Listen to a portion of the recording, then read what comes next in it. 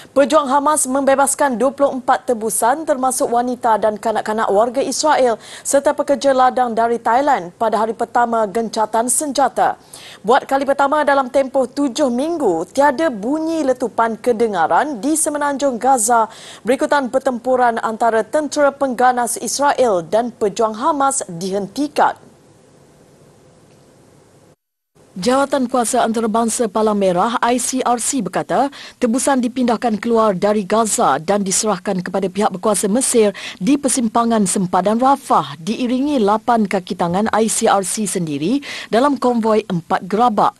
Qatar yang bertindak sebagai orang tengah bagi perjanjian gencatan senjata itu berkata 13 warga Israel dibebaskan dengan sebahagiannya mempunyai 2 kewarganegaraan serta 10 warga Thailand dan seorang warga Filipina. 39 tahanan wanita dan kanak-kanak Palestin pula dibebaskan dari penjara Israel. Di bawah syarat gencatan senjata 4 hari Israel-Hamas, seramai 50 tebusan wanita dan kanak-kanak akan dibebaskan sebagai balasan kepada pembebasan 150 wanita dan kanak-kanak Palestin dalam kalangan beribu-ribu tahanan di penjara Israel. Israel berkata gencatan senjata boleh dilanjutkan jika lebih ramai tebusan dibebaskan, iaitu penambahan sehari gencatan senjata bagi setiap 10 tebusan yang dibebaskan.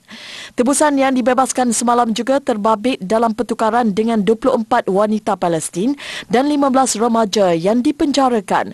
Buat masa ini, tiada pengembuman besar, serangan artileri atau serangan roket dilaporkan, walaupun Hamas dan Israel kedua-duanya menuduh satu sama lain melakukan tembakan berkala dan pelanggaran lain. Dalam pada itu, sejumlah 63 tebusan dalam konflik perang antara kumpulan pejuang Hamas dan Israel telah dibebaskan semalam.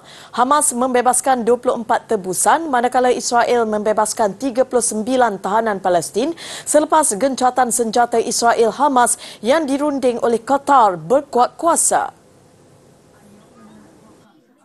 Menurut jurucakap Kementerian Luar di Qatar, Majid Al-Ansari, antara tawanan yang dibebaskan ialah 13 warga Israel, 10 warga Thailand dan seorang warga Filipina.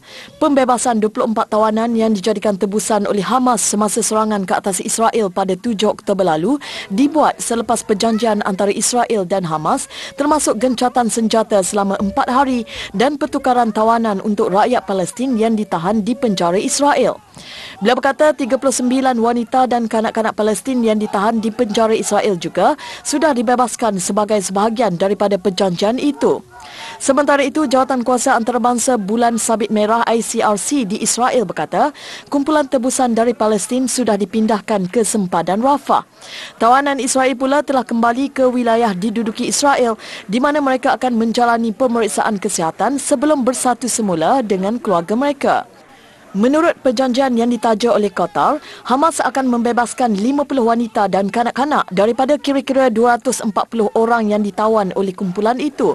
Sebagai pertukaran, Israel akan membebaskan sejumlah 150 wanita dan kanak-kanak Palestin ditahan di penjara Israel yang disifatkan oleh rakyat Palestin sebagai mangsa pendudukan Israel.